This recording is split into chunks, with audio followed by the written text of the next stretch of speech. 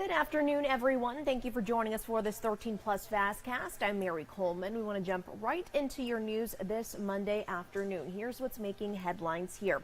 We are waiting for more information on an early morning shooting in Tucson. The TPD says officers responded to an apartment complex in the 1000 block of East 22nd Street. They say one man was taken to the hospital before officers arrived on scene. When we get more information about this incident, we will, of course, update you both online and at KOLD.com. And to our website now, a Tucson man faces charges after the Cochise County Sheriff's Office says he was transporting migrants. Deputies say 29-year-old Gilbert Estavillo was booked into jail in Bisbee Friday.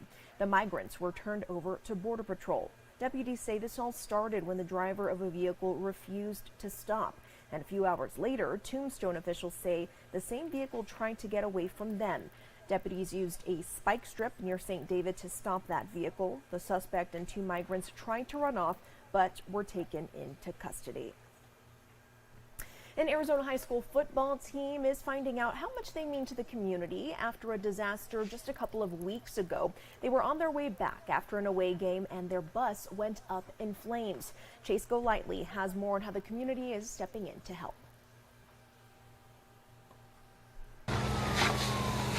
This isn't how the Mogollon Mustangs plan to celebrate their big road game victory. I just thought it was crazy. I didn't think anything like that could ever happen to us. Their bus catching fire with about 40 students and coaches inside. Smoke was terrible. They are the reigning 1A division champions for 3 years in a row.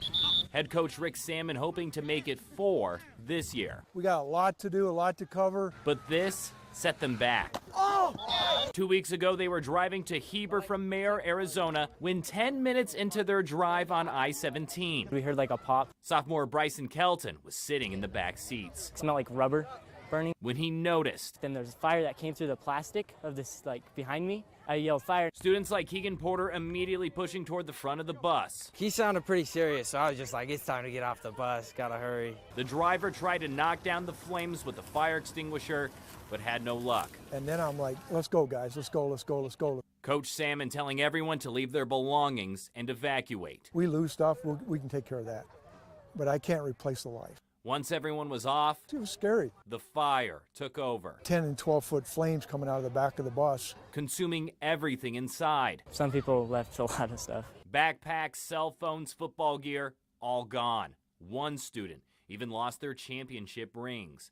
A team that worked so hard to get where they are, now taking a big step back. Then some had an idea to start a GoFundMe. Thought that might be a good idea to recover some of the losses. Within 24 hours, it raised $6,000. That is overwhelming. They actually stopped taking donations, but that didn't stop other teams in the state from wanting to help get these players back on the field. Multiple schools say, hey, I got shoulder pads, extra helmets, whatever. Everybody's been so generous to make sure that we can continue to play. Showing just how much love the community and those around here have for their team. Man, I'm so overwhelmed for what they were willing to do for us. To think that many people were concerned and cared about them to help support us. Making coach and the players incredibly thankful. It means a lot. It means that we have people that care about us, care about our team. Not only are they back, Day by day, but will use the kindness from so many as motivation for the next win. Won't be beat! Won't be beat!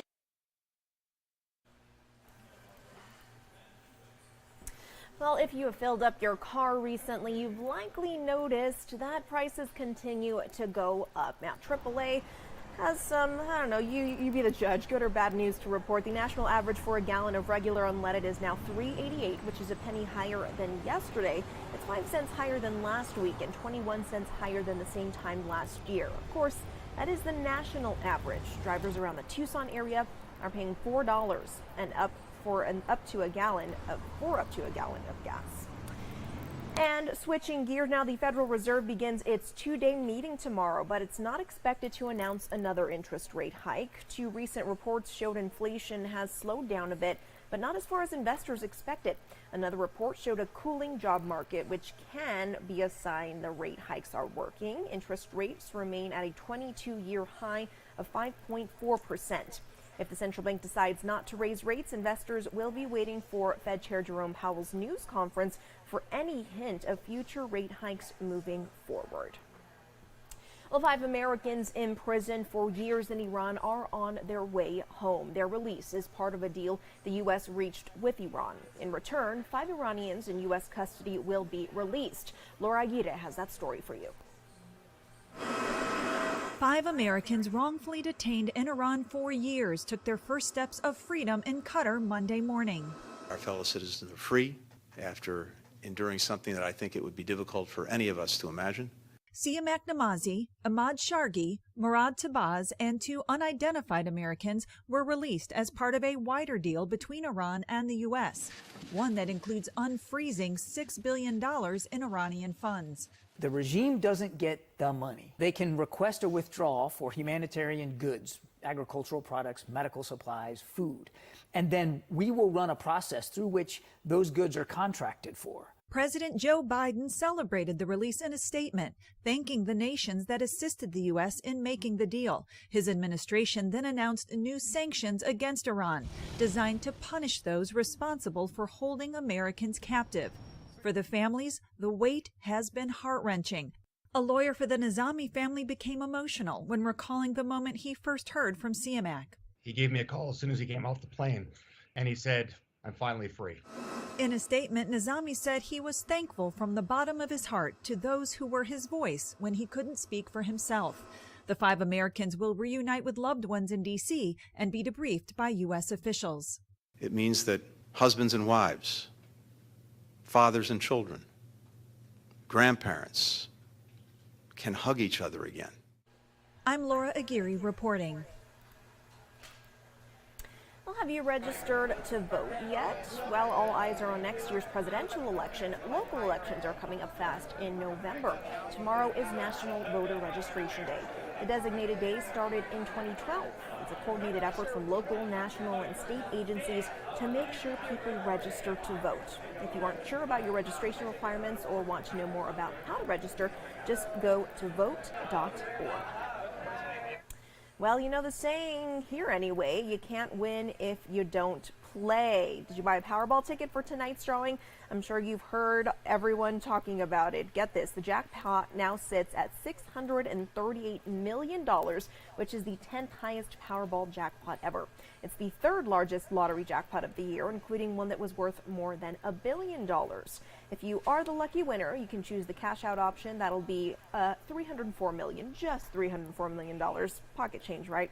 Your odds of winning are 1 in 292 million. Hey, don't shoot the messenger here, but good luck. Good luck to all of you. Well, imagine going to your car and finding a snake underneath the hood. Probably not too crazy for here in Tucson. We see snakes all the time, but that is what happened to one driver in Green Bay, Wisconsin. Reporter Tyler Job explains how that python slithered its way inside. It's kind of scary. I never thought anybody would be able to find a python underneath their hood of their car. Ellen Shador didn't find the exotic animal, but lives near the 2300 block of Pecan Street, where the snake was found. For one thing, I don't like snakes.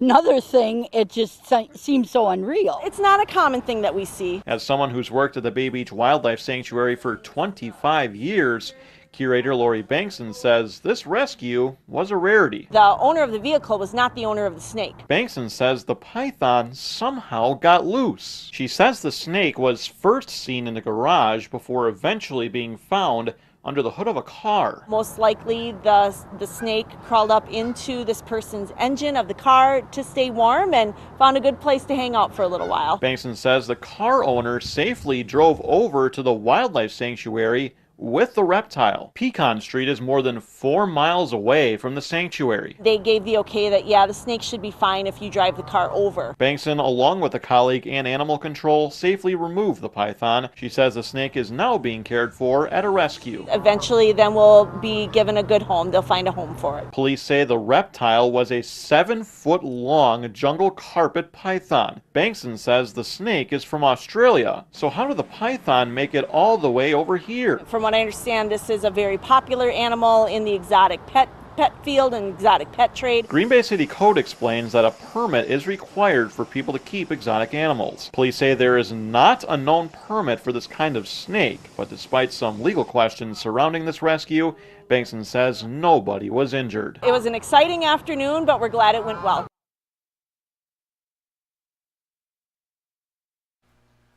And before we go, we're going to leave you with a live look outside right now. Not a single cloud in the sky that I can see from this vantage point. Looking pretty good out there, but as you know, still a little warm. You can see the breeze out there in the trees. Hope you're all having a great afternoon. Be sure to tune in 13 News Live at 3 for your latest forecast and other stories. We will also be back here at 7:30. Hope to see you then.